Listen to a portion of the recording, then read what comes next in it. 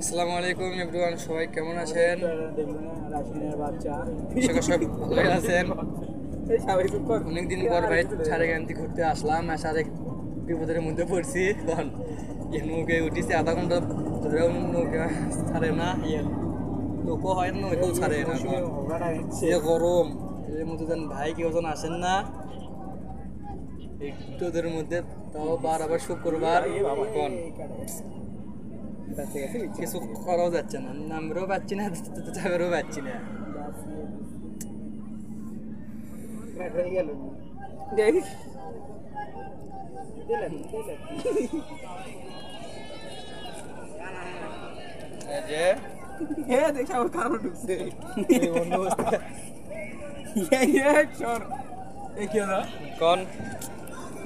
ভাই আপনার কেউ যেন আসেন না, যান গরমের মধ্যে।